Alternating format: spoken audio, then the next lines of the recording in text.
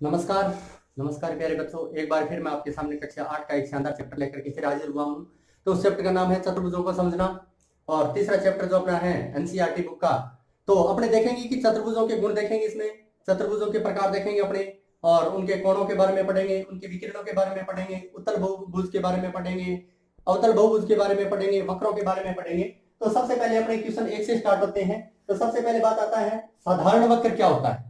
तो साधारण वक्र की सीधी सी बात है, सीधी शॉर्टकट सीधी सी बात समझ लेना कि जहां से अपना पेन शुरू होगा घूम के वापस यदि वहीं पर आ जाता है तो वो क्या कहलाता है, साधारण वक्र, या फिर इसको साधारण बंद वक्र भी कह सकते हैं अपने, क्योंकि जहां से शुरू होगा पेन और वहीं पे आकर ही यदि अपना रुक गया पेन तो वो क्या होगा, साधारण वक्र या साधारण बंद वक्र। तो पहला क्वेश्चन भी यही है अपना कि साधारण वक्र बताइए। तो ये देखो पहले यहां से स्टार्ट होने पेन यहीं पे आके वापस यहां से स्टार्ट हुआ यहाँ पे, अब देखो यहां से स्टार्ट हुआ तो यहाँ पे आके रुका लेकिन इस पे नहीं गया, इसका मतलब ये साधारण वक्र नहीं है।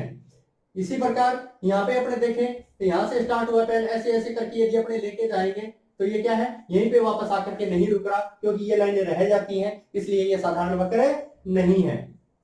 इस प्रकार इसके अंदर भी मैं गया ऐसे तो ये साधारण वक्र है, इस पे यहां से स्टार्ट हुआ तो ये साधारण वक्र है, इस पे यहां से स्टार्ट हुआ तो ये भी एक साधारण वक्र है। इसका मतलब 1 2 5 6 और 7 ये आकृतियां जो अपनी है, ये जो 5 आकृतियां साधारण वक्र या साधारण बंद वक्र कहलाती हैं।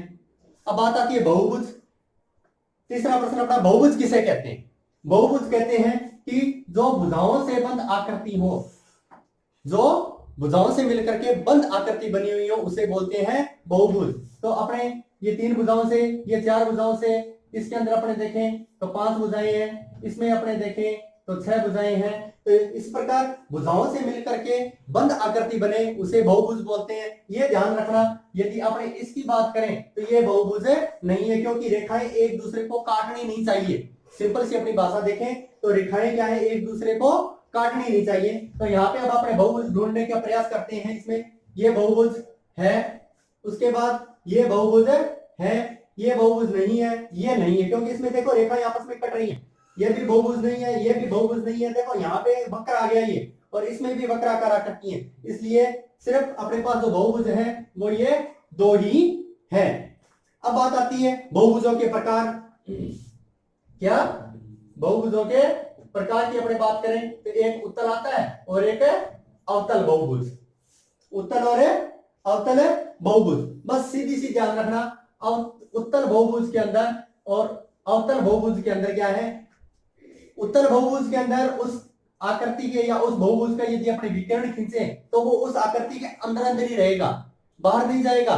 और अवतल बहुभुज के अंदर अब देखें इसके विकिरण अपने खींचा तो उस बहुभुज के बाहर आ गया, यानी यहां से अपने देखें तो क्या है, एक बहुभुज था 1 2 3 और 4, ये चतुर्भुज था, लेकिन इसका जब हमने विकिरण खींचा तो वो क्या आ गया, बाहर आ गया। अब बात आती है विकिरण किसे कहते हैं। विकिरण कहते हैं 2 आसन्न बिंदुओं को छोड़ते हुए यदि अपने कभी बिंदुओं को मिलाएंगे तो वो उसका विकिरण है। तो इस बिंदु के बाद ये छोड़ देंगे, इसको मिलाएंगे तो ये इसका विकिरण है। इस बिंदु की बात करें तो इसको छोड़ दें, इसको मिलाएंगे तो ये इसका विकिरण है। तो उत्तल बहुभुज के अंदर विकिरण उसका अंदर ही रहेगा और अवतल बहुभुज के अंदर उसका विकिरण है वो बाहर जाएगा।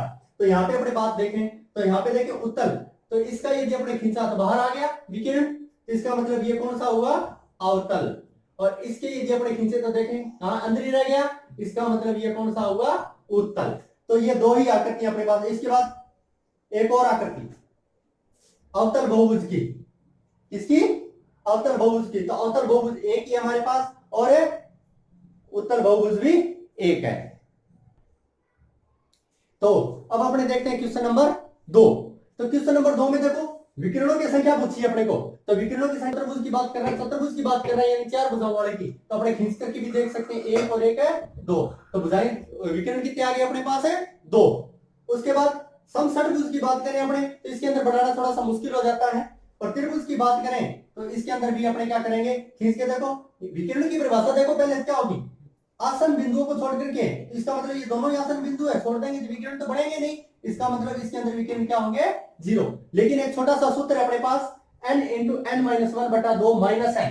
n क्या है यहाँ पे भुजाओं की संख्या, इसके अंदर भी अपने रख करके ज्ञात कर सकते हैं अपने विकिरणों की संख्या। तो देखो चतुर्भुज की बात कर रहा है तो n का मान कितना आ गया 4। अब इस सूत्र में रखेंगे, देखो 4 गुणा 4 माइनस 1 बटा 2 माइनस 4, देखो कितने आते हैं 2 दुए 4, तो 2 गुणा 4 में से गया 3 माइनस 4 यानी 6 माइनस 4 कितने आ गए 2। समषटभुज की बात करें, षटभुज का मतलब n का मान कितना आ गया 6।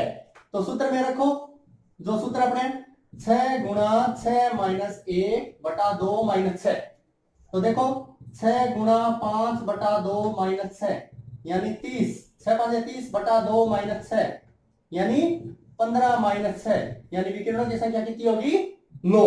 और त्रिभुज के अंदर विकिरणों की जो संख्या है इसमें कितनी होती है 0।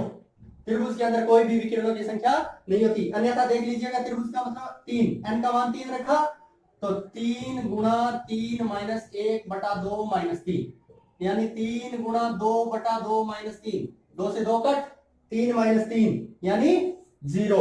तो यहाँ पे विकिरणों की संख्या कितनी आ गई 0। तो अब हम देखते हैं क्वेश्चन नंबर 3। क्वेश्चन नंबर 3 क्या कहता है, एक उत्तल चतुर्भुज के कोणों की मापों का योगफल क्या होगा और यदि चतुर्भुज उत्तल न हो तो क्या वही गुण लागू होगा।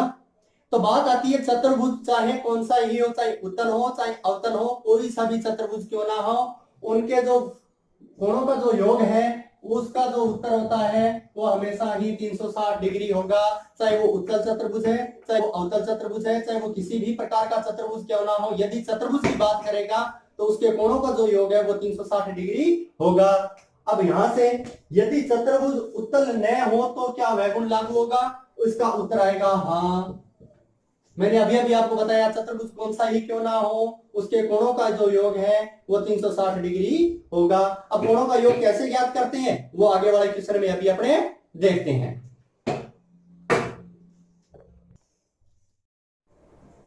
तो अब देखते हैं अपने क्वेश्चन नंबर 4, जहां पे कोई भी बहुभुज दिया हुआ है उनके कोणों का योगफल ज्ञात करना है अपने को। तो क्वेश्चन नंबर 4 के पार्ट डी से शुरू करते हैं। सूत्र है हमारे पास n माइनस 2 गुणा 180। सिंपल सा सूत्र है n माइनस 2 गुणा 180। n क्या है यहाँ पे, कोई भी बहुभुज दिया हुआ है उसमें भुजाओं की संख्या, जैसे त्रिभुज है n का मान 3, चतुर्भुज है n का मान 4, पंचभुज है n का मान है 5, षटभुज है तो n का मान है 6 है। तो इसी प्रकार n यहाँ पे क्या है उसकी भुजाओं की संख्या। तो यहाँ पे सूत्र लिखेंगे सबसे पहले n का मान कितना दे रखा अपने को 10 सी पार्ट में, तो 10 माइनस 2 गुणा 180, तो यहाँ पे कितना रहेगा 8 गुणा 180, गुणा कर दो 0 का 0, 8 8 64, अंशिल 6, 8 8 8 और 6 14, यानी कहने का अर्थ है जिसकी भुजाएं 10 होंगी जिस बहुभुज के उसके कोणों का जो जोड़ है वो कितना होगा 1480 डिग्री। अब बात करें जिसकी भुजा 8 हो तो यहाँ पे क्या रखेंगे, सबसे पहले तो सूत्र लिखना है आपको हर एक प्रश्न में। तो ये लो n का मान 8 रखो, 8 माइनस 2 गुणा 180, 8 में से 2 गया 6 गुणा 180, अब गुणा कर दो 0 का 0, 6 8 है 48, आंसर 4, 6 कम 6 और 4 है 10, यानी 1080 डिग्री आ गया जिसकी भुजाओं की संख्या 8 होगी। अब अपने साथ की बात कर लेते हैं। तो सबसे पहले आप सूत्र लिखोगे, लिखा, मान लिखो इनका मान कितना है 7 गुणा 180, तो यहाँ पे 5 गुणा 180, 18 50 90, कितना आ गया 900 डिग्री। तो ये थे अपने आज के 4 सवाल। धन्यवाद।